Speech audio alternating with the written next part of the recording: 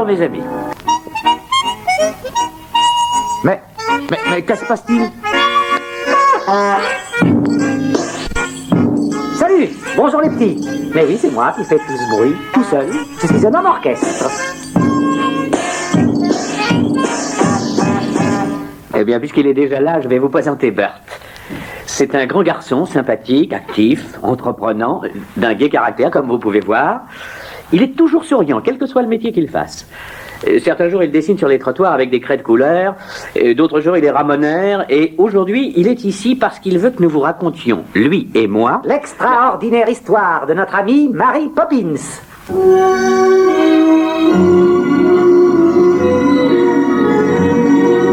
Reportons-nous en arrière d'un peu plus d'un demi-siècle, c'est-à-dire 55 ans. Nous voici à Londres vers 1910. Arrêtons-nous dans cette charmante petite rue bordée de maisons peintantes. C'est l'allée des Cerisiers, tout près du parc. Et voici le numéro 17. Ravissante demeure, n'est-ce pas? C'est la maison de monsieur et madame Banks et de leurs deux enfants, Jeanne, 7 ans, et Michael, 6 ans. Tout à côté, voici la maison où vit l'amiral Boom. L'amiral, qui est un vieux monsieur original, lui a donné la forme d'un bateau. Et il tire le canon tous les jours de sa terrasse à 8 h le matin et à 6 h le soir, ce qui ébranle toutes les maisons de la rue. Et les nerfs des voisins. L'amiral, qui veille à la proue de son bateau-terrasse, m'a dit hier... J'ai tempête du côté du 17, mon garçon. Je sens que ça va tanguer fortement par là. À surveiller, mon ami, à surveiller. Effectivement, tout ne semblait pas aller parfaitement dans la maison de monsieur et madame Banks. Cathy, la nounou des enfants, s'apprête à tout abandonner et à quitter sa place. La cuisinière ne cesse de se quereller avec la femme de chambre. Madame Banks est excédée. Et monsieur Banks, qui aime tant l'ordre, le calme et la ponctualité, va bientôt perdre patience à son tour. Écoutez-le d'ailleurs, et vous saurez comment il souhaite vivre dans sa maison.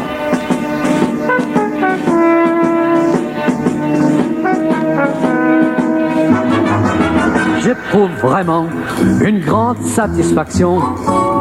Tout comme un roi, je règne sur ma maison.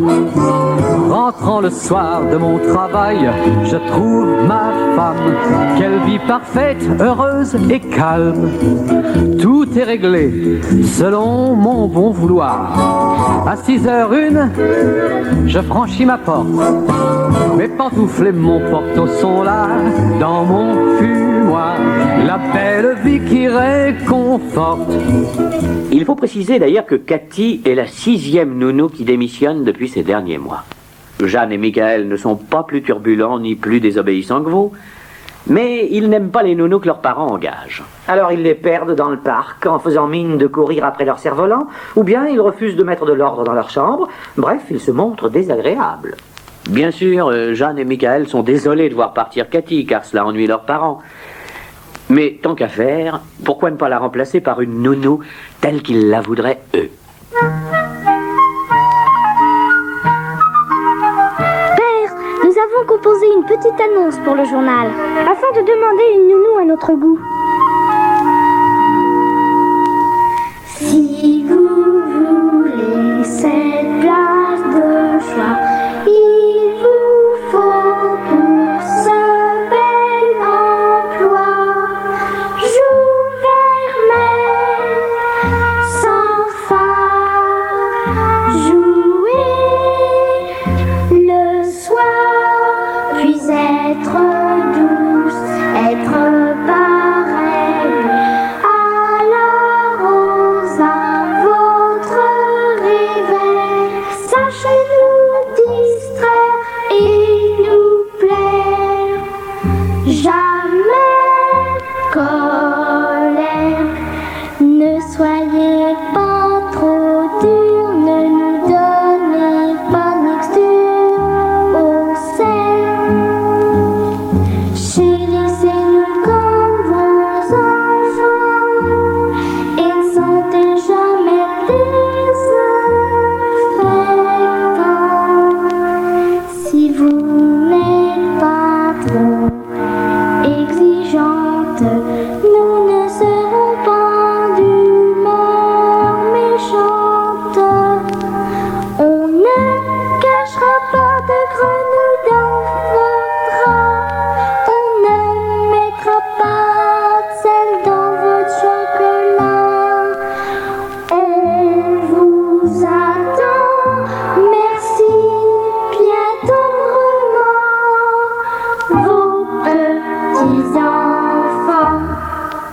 sornette que tout cela.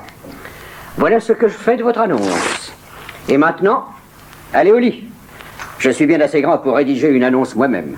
À peine l'annonce fut-elle déchirée par M. Banks et jetée dans l'âtre de la cheminée qu'un petit vent malin se mit à souffler par le conduit et tous les morceaux de la lettre de Jeanne et Michael montèrent vers le toit et se remirent ensemble. Et la lettre, emportée par la brise, vola vers les nuages. Le lendemain, cependant, dès 8 heures, devant le 17 de l'allée des Cerisiers, il y avait déjà une longue file de nounous qui répondaient à l'annonce que M. Banks avait fait paraître dans le journal du matin. Quel triste équipage, matelot! Quel triste équipage! Et comme je plains ces pauvres enfants! Jeanne et Michael, de leur fenêtre, étaient bien du même avis. C'était un cortège de vieilles dames ronchons et un peu moustachues qui s'étaient formés devant la porte de la maison Banks, attendant que 8 heures sonnent pour être reçus. Soudain, un vent d'est violent se mit à souffler avec tant de force que l'une après l'autre, les nounous qui attendaient devant la porte furent emportés comme des feuilles mortes et disparurent dans les airs. Alors le vent se calma et l'on vit dans le ciel un nuage bleu qui se rapprocha de l'allée des Cerisiers. Sur ce nuage, on apercevait une jolie nounou qui d'une main tenait son large parapluie campagnard et de l'autre la lettre bien recollée de Jeanne et de Michael. Elle quitta bientôt le nuage et vint atterrir, portée par son parapluie, juste devant la maison de M. Banks. Sans frapper à la porte, elle entra, avec grâce et autorité, et alla directement vers M. Banks.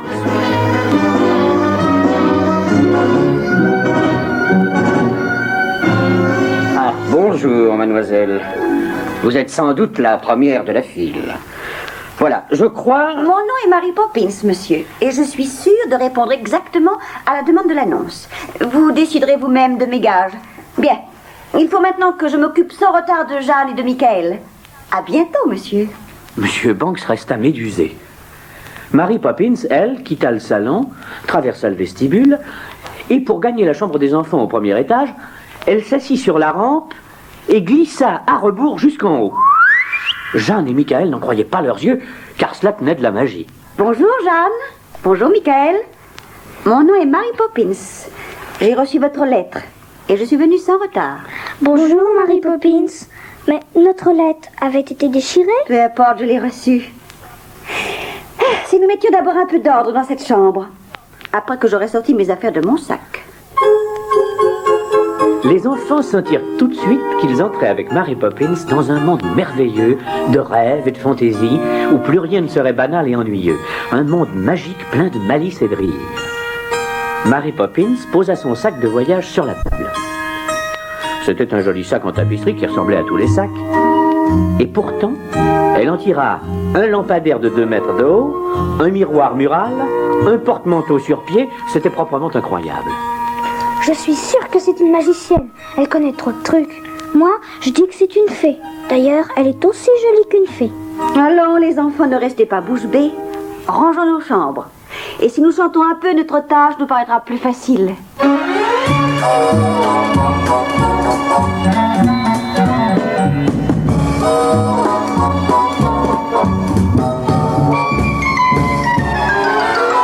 Chaque travail, il est bien vrai, est toujours un peu une corvée. Qui vous donne des soucis, tant mieux, tant pis. Mais chaque ouvrage peut contenir, selon vos vœux, un peu de plaisir. Si votre désir est de toujours sourire, la vie est moins amère avec un petit morceau de sucre. Un petit morceau de sucre, petit morceau de sucre. La vie est moins amère avec un petit morceau de sucre. Un petit carré de sucre. Le pinson fait son nid douillet sans prendre le temps de s'arrêter. Il va et vient volant par-ci par-là. Pourtant voyez comme il est gai, il siffle à vous couper le sifflet. Ce qui fait que partout, travail est bien plus doux. La vie est moins amère avec un petit morceau de sucre. Un petit morceau de sucre, petit morceau de sucre. La vie est moins amère avec un petit morceau de sucre. Un petit carré de sucre. Cette c'était merveilleux de voir comment les choses se faisaient avec Mary Poppins. Un claquement de doigts, et hop, les lits se recouvraient tout seuls. Un autre claquement de doigts, et les jouets rentraient dans leur boîte ou leur tiroir. Quand tout fut rangé, on partit aussitôt en promenade dans le parc. Et c'est là que j'ai retrouvé Mary Poppins. Nous nous étions déjà rencontrés dans le passé. Donc, ce jour-là, j'avais dessiné sur le trottoir toute une série de paysages avec des craies de couleur. Les enfants admiraient mes tableaux. Chère Mary Poppins, si vous nous faisiez prendre avec vous une journée exceptionnelle de vacances. Non, pas une promenade ordinaire dans le parc. Oh, Bert, soyez raisonnable. Venez les enfants, choisissons un dessin sur le trottoir et essayons d'y pénétrer. Celui-là par exemple, ce paysage champêtre en pleine campagne anglaise. Allez, répétons ensemble. Tenons-nous par la main et sautons à pieds joints au beau milieu en fermant les yeux. Et hop! Ah non, ça ne marche pas. Mes pauvres amis, vous vous y prenez bien mal. Allons, donnez-moi la main. 1, 2, 3, sautons! En une seconde, nous avons quitté le trottoir et nous nous sommes retrouvés dans un pays merveilleux, au milieu de mon tableau, vêtu de beaux habits d'été. Il faisait bon et chaud. Nous courions à travers la campagne fleurie. Il y avait une jolie ferme où tous les animaux vinrent nous accueillir et chanter avec nous. C'était un jour merveilleux. Marie était si jolie dans sa robe d'été, tout ornée de dentelles et de rubans, que les pingouins eux-mêmes, qui nous servaient le thé... Mais au fond, pourquoi y avait-il des pingouins dans une ferme et qui servaient le thé? Bah, avec Mary Poppins, il ne faut pas essayer d'expliquer les choses. Même les pingouins, donc, étaient amoureux d'elle. Ensuite, j'ai chanté et dansé avec Marie. Voilà un jour printanier qui surgit du mois de mai. Je sens que je vais m'envoler. Je n'ai jamais vu l'herbe si drue, ni le ciel plus gai. Oh, un jour de vacances auprès de Mary, c'est un jour qui me sourit. Si le ciel est sombre et le temps bien gris, v'là soudain le soleil qui brille. Oh, elle sème la joie, l'amour, la gaieté, vous conduit sur le chemin de l'été. Quand Mary prend ma main, je sens soudain mon cœur qui bat comme une cloche d'airain. Oh, un jour de vacances près de vous, Mary, devient c'est sûr le plus beau jour de ma vie. Mais le meilleur moment de la journée fut celui du manège de chevaux de bois. Jeanne, Michael, Marie et moi, nous enfourchâmes chacun un vaillant coursier brillant de lacs et de dorures, et après un tour, nous quittâmes le plateau du manège pour aller nous balancer à travers les prés et les bois.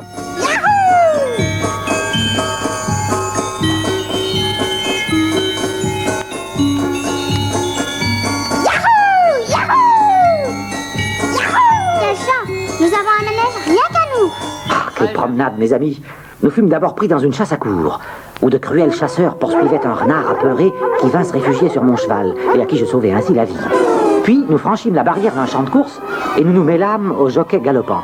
Et savez-vous qui gagnait la course? Mary Poppins, écuyère en ruban rose, sur son cheval de bois laqué, gracieusement assise en Amazone. Nous étions vraiment au pays des rêves.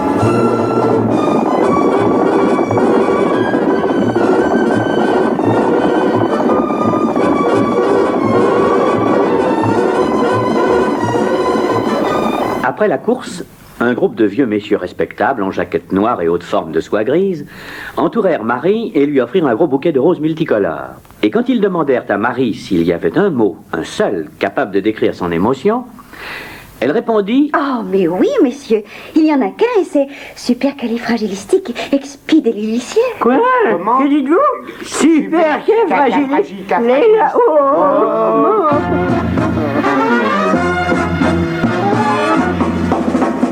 Supercalifragilistique, expidélicieux. Ce mot est un vrai calvaire pour étaler chatouille. Mais si vous le dites d'un trait, vous devenez prodigieux. Supercalifragilistique, expidélicieux. Quand j'étais un petit garçon, je bégayais sans cesse. Mon papa me conduisit chez une doctoresse qui, pour corriger cet insigne maladresse, me fit prononcer ce mot à toute vive vitesse. Supercalifragilistiquexpialidocious. Ce mot est un vrai calvaire pour les palais chatouilles. Mais si vous le dites d'un trait, vous devenez prodige. Supercalifragilistiquexpialidocious. Que vous soyez épicière, vicomtesse ou douairière, Marie Chantal ou Gigi, la fille, la pâtissière, ce mot prononcé d'un coup fait tomber les barrières. Si vous le dites gentiment, sans chichi ni manière. Supercalifragilistiquexpialidocious. Hélas, le propre des vacances, c'est de ne pas durer. La fin du jour merveilleux arriva trop tôt. Et nous nous sommes retrouvés sur le trottoir, hors du dessin, sur le chemin du retour, dans nos tristes habits de ville.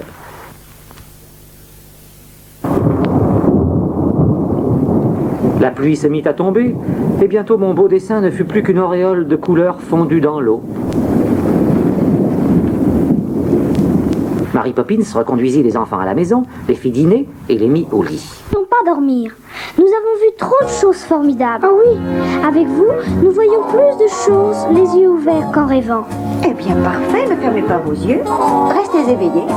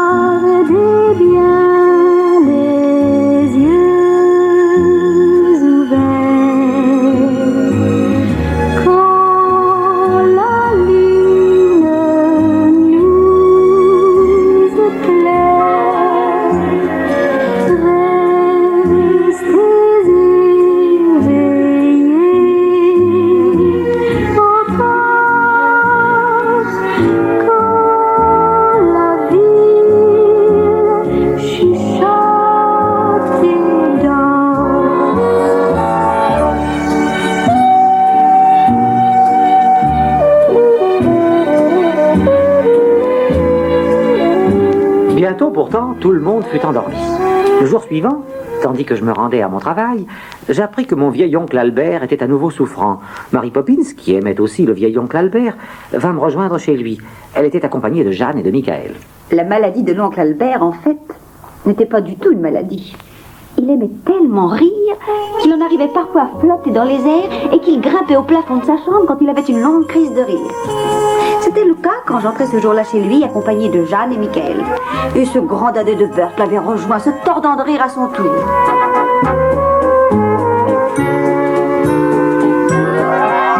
C'est bon de rire, sans se retenir. C'est bon de rire, si ça va de mal en pire. Et plus je ris, moins je me sens vieillir. Et moins je vieillis, plus je me sens rajeunir. Malgré ma réprobation, tout le monde bientôt, moi y compris, se retrouva au plafond. On fit même monter la table et les chaises. Et je servis le thé. Oh, je n'avais pas envie de rire. J'étais même furieuse. Mais les enfants s'amusaient tellement que je pardonnais beaucoup à Bert et à l'oncle Albert. Ce soir-là, rentrant à la maison, j'ai avec M. Banks une conversation très sévère à propos de Jeanne et de Michael. M. Banks me reprocha de me conduire avec trop de fantaisie. Les enfants, Mary Poppins, doivent dès l'âge le plus tendre affronter les vrais problèmes de la vie. Ils doivent savoir que le travail seul est utile, et non pas ces sornettes dont ils me parlent, sauter dans des dessins, galoper sur des chevaux de bois à travers la campagne, prendre le thé au plafond en riant, ou encore chanter Supercalifragilistique, expidélicieux. C'est ça. Je disais donc, chez nous à la banque, nous connaissons la discipline, l'ordre, l'économie.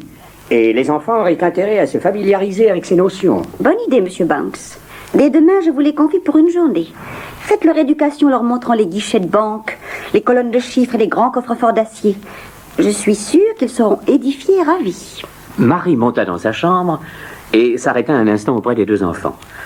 Elle leur annonça la nouvelle et leur recommanda, passant devant la cathédrale de Saint-Paul le lendemain, de ne pas manquer d'acheter 2 seaux de graines à la vieille dame aux oiseaux qui était toujours assise sur les marches de l'église.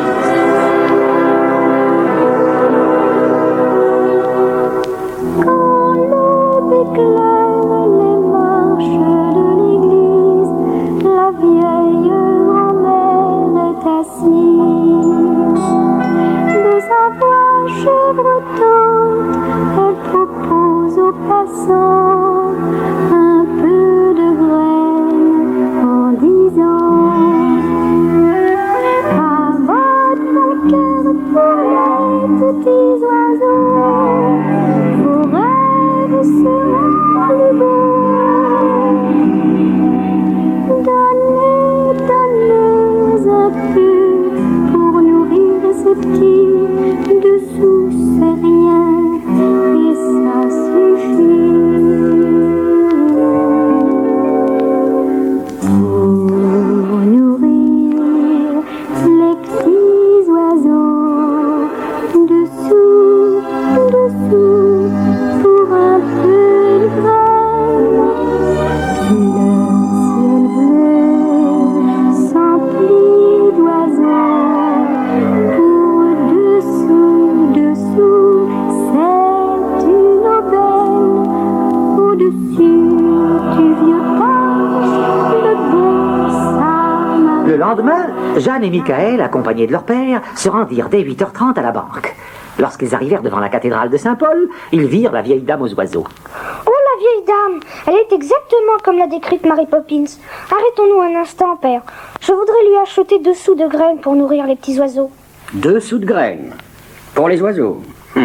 Voilà bien du gaspillage, mon enfant. Garde donc ta jolie pièce et à la banque tout à l'heure, je te montrerai ce que l'on peut faire avec une pièce de 2 sous. Michael, contrarié, suivit son père à regret. Lorsqu'ils entrèrent dans la grande salle, Jeanne et Michael se trouvèrent soudain en face d'un groupe de vieux messieurs, chauves, chenus, tout sautants, sévères, tout de sombre vêtus. C'était le groupe des directeurs dont le père de Jeanne et Michael était l'employé. M. Banks présenta respectueusement ses 2 enfants à ses directeurs et leur dit que Michael avait une belle pièce de 2 sous à investir dans les capitaux de la banque. 2 sous, c'est exactement ce que j'avais lorsque j'ai commencé. Donnez-moi ces 2 sous, jeune homme, et je les ferai prospérer. Non, monsieur, c'est pour les oiseaux. Ah non, ne dites pas de sottises, jeune homme. Donnez-nous ces 2 sous sans retard. Allez, avec 2 sous, on peut bâtir une fortune. Non, rendez-moi mon argent. Vous m'avez pris mon argent, rendez-le-moi. Rendez-le-moi! Rendez-moi mes 2 pains! Michael, peux-tu te tenir?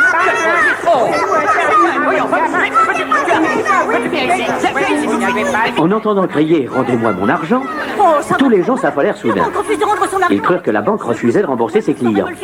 Comme une traînée de poudre, la nouvelle se répandit. Une véritable panique tournant à l'émeute s'empara de tous les gens présents. Un brouhaha indescriptible s'ensuivit, et tandis que les gardiens tentaient de contenir la foule et de fermer les grandes portes, les 2 enfants, apeurés et désespérés, s'enfuirent à travers les rues sombres de la vieille cité de Londres. Je les rencontrai près de la Tamise, pleurant et fuyant. Ce jour-là, j'exerçais le métier de ramoneur, et j'avais le visage tout barbouillé de suie. Sur mon épaule, je trimballais en sifflotant mon hérisson de fer, ma raclette et ma balayette. Les enfants vinrent se cogner contre moi et mirent un moment à me reconnaître. Eh bien, où allez-vous comme ça? Oh, Bart, nous nous sommes enfuis de la banque. Notre père nous a fait poursuivre par la police. Il ne nous aime pas. Voyons un peu, qu'est-ce que c'est que cette histoire? Je suis sûr que vous vous trompez. Savez-vous que si je plains quelqu'un, c'est bien votre papa? Il n'y a pas de père qui n'aime pas ses petits-enfants. Je crois plutôt que vous ne faites aucun effort pour essayer de le comprendre, de l'aider, de le réconforter. Avez-vous pensé aux journées qu'il passe enfermé dans cette horrible banque? Vous avez votre maman pour vous réconforter, veiller sur vous. Et puis Mary Poppins aussi. Mais qui veille sur votre papa, Personne. Bert, pensez-vous que papa a besoin de notre aide? Sûrement, Jeanne, et de toute votre affection. Je dois justement ramoner votre cheminée. Vous me tiendrez compagnie, et puis nous chanterons en ramonant, Cela rendra la tâche plus facile. Chem cheminer, chem chérie. Si j'ai de la chance, c'est bien que la chance me suit. Chem cheminer, chérie. Je cherche ma chance dans la suite des conduits. Si j'ai une petite bise, c'est de la chance aussi. Le Père Noël n'est rien qu'un ramoneur, mais un ramoneur qui rime avec bonheur. Je rime avec chaleur, ton petit cœur et mon cœur, semeur d'étincelles, moissonneur de couleurs. Mary Poppins les attendait. Elle avait bien sûr tout deviné du drame que venaient de vivre les enfants. Mais avec ses dons de fée, elle savait aussi qu'elle finirait par tout arranger. N'était-elle pas venue au secours de la famille Banks pour cela? Ce jour-là fut encore un jour magique, comme tous les jours passés en compagnie de Mary Poppins. Il fallait bien consoler les enfants de leur père. Sitôt que Jeanne et Michael se furent penchés sous le grand manteau de la cheminée pour me voir travailler, ils furent l'un et l'autre happés par un courant d'air ascendant et se retrouvèrent sur le toit de la maison. Un peu barbouillés de suie, mais tout ébaubi de ce saut miraculeux qu'ils venaient d'accomplir. Je pris le même chemin, bien sûr, avec Mary Poppins. Et alors commença sous sa conduite une visite insolite des toits de Londres. D'un coup de parapluie magique, Marie transformait les fumées des cheminées en escaliers vertigineux et nous grimpions plus haut toujours, découvrant le panorama de la grande ville qui s'allumait dans le crépuscule. Les enfants avaient oublié leur chagrin. Bientôt, nous fûmes de retour sur le toit de la maison, et aux cris joyeux de ralliement que je poussais, tous mes camarades ramoneurs qui travaillaient dans les cheminées voisines vinrent nous rejoindre. Ouais les ramoneurs! Salut Beurre! Salut! Salut! Salut! Prenez le rythme, gardez le rythme.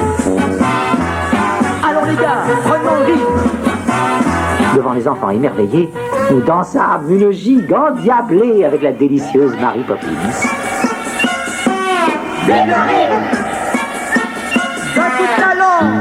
D'un coup de talent, prenons le rythme. D'un coup de talent, gardons le rythme. Et dansez un rythme, et dansez un rond. Hop sur les toits d'une maison.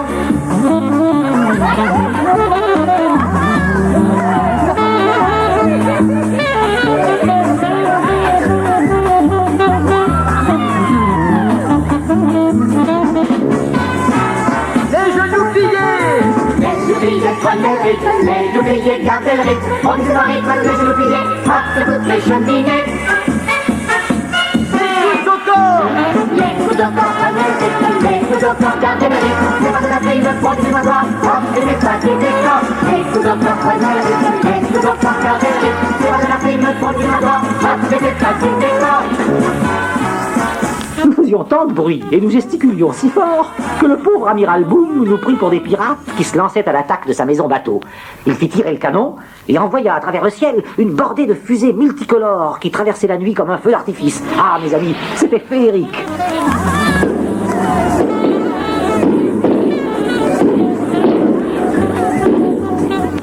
Nous avons continué à danser. Nous sommes redescendus dans le salon de M. Banks par la cheminée avec tous les ramoneurs, Jeanne, Michael et Marie. La cuisinière et la femme de chambre vinrent se joindre à nous. Quand M. Banks arriva à 6 heures, il fut quelque peu affolé. La journée avait été pénible pour lui, et la vision de cette équipe dansant dans son salon mit au comble sa mauvaise humeur. Mes camarades ramoneurs se retirèrent sans retard, et je demeurai seul arrangeant mes ustensiles avec Mary Poppins et M. Banks. Il y avait de l'orage dans l'air. Mary Poppins, voulez-vous avoir l'obligeance de m'expliquer tout cela? Avant tout, monsieur, je voudrais qu'une chose soit claire entre nous. Je n'explique jamais rien. Sur ce, je monte m'occuper des enfants. M. Banks demeura interdit. Puis, il accusa Mary Poppins de tout le désordre qui troublait sa vie. J'essayais de le persuader du contraire en lui disant qu'il mettait peut-être trop peu de fantaisie dans sa conduite, trop de sévérité et de rigueur dans ses moindres actes. Pendant que je lui parlais, Jeanne et Michael vinrent lui souhaiter une bonne nuit. Père, voici la pièce de dessous que je vous avais reprise cet après-midi. J'y tenais beaucoup, c'était pour la vieille dame aux oiseaux, mais je ne voulais pas vous causer tant d'ennuis. Prenez-la, je vous la donne de tout cœur si cela peut faire plaisir à votre directeur. Je me retirai sur la pointe des pieds, laissant M. Banks pensif, en train de contempler la pièce de dessous que lui avait remis son petit garçon. La nuit de ce même jour, M. Banks fut convoqué par les vieux messieurs de la banque. On lui signifia son congé au cours d'une séance solennelle et tragique. Mais M. Banks avait réfléchi depuis que Bert lui avait parlé, Et depuis surtout que son petit garçon lui avait prouvé son affection. Il répondit au vieux messieurs sévères qui lui demandait ce qu'il avait à dire. Ce que j'ai à dire, ou un seul mot que j'ai entendu répéter par mes enfants. Un seul mot. Supercalifragilistique-expialidocious. Voilà, messieurs. Et j'ajouterai que tel que vous la concevez, la vie est triste, maussade, sans plaisir ni fantaisie. Mary Poppins a raison. Il faut rire un peu, quitte à monter au plafond. Mais oui. Il faut gagner l'affection de ses enfants et celle de sa femme. Il faut un petit morceau de sucre pour rendre la vie moins amère. Au revoir, messieurs. Réfléchissez à tout cela. Le matin suivant, il faisait un temps délicieux. Le vent d'Est avait tourné, et comme Mary Poppins l'avait prévu, sa mission était terminée. Elle entreprit donc d'empaqueter ses affaires dans son sac magique. Oh, Mary Poppins, vous n'allez pas nous quitter. Qu'allons-nous devenir sans vous? Restez, Mary Poppins. Silence, voyons. Jeanne! Michael! Écoutez, n'entendez-vous pas? C'est votre papa et votre maman qui vous appellent. Allez vite les rejoindre. Mais oui, c'est vrai. Michael, viens vite, descendons.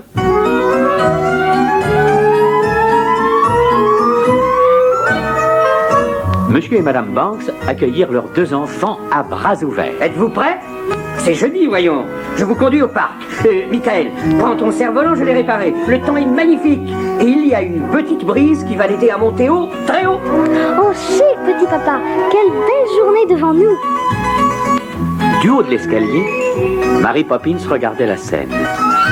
Heureuse d'avoir ramené le bonheur dans le foyer Banks et un peu mélancolique de devoir quitter les 2 enfants et leur famille. Mais d'autres tâches l'appelaient ailleurs déjà. Au parc, ce jour-là, j'étais vendeur de cerfs-volants. Et tout le monde était là. Même l'amiral Boom qui tirait sur la corde d'un cerf-volant. Même les vieux messieurs de la banque qui avaient écouté les conseils de M. Banks et qui lui annoncèrent qu'il le nommait directeur général. Et tout le monde chantait en faisant planer son cerf-volant. Avec 2 sous de papier de ficelle, vous pouvez vous faire des ailes. Vos 2 pieds sur le sol, prenez donc votre vol, mettez-vous dans le vent, sur votre cerf-volant. Oh, oh, oh, le beau cerf-volant, roi du firmament, le gai cerf-volant qui vole, vole, vole, vole, oh, à travers les airs, oh, dans le ciel c'est clair, oh, le fier cerf-volant. Quand il s'envole vers les nuages, vous vous sentez d'humeur volage. Sur les ailes du vent, vous voilà cœur volant dans le ciel de printemps, sur votre cerf-volant. Oh, oh, oh, Le beau cerf-volant, roi du firmament, Mais où était Mary Poppins? volant. Elle s'était déjà envolée, portée par son vieux parapluie. Je la vis derrière un petit nuage. Au revoir, Mary Poppins. Revenez bientôt. Et je lui ai envoyé un baiser. Elle me rendit un sourire. Moi, je sais qu'elle reviendra. Elle revient quand on a besoin d'elle. Avec son parapluie, son petit morceau de sucre et ses chansons. Elle vient pour aider tous les enfants qui l'appellent à leur secours, n'importe où dans le monde. Alors qui sait, peut-être que vous, un jour... Firmament, le gai cerf-volant qui vole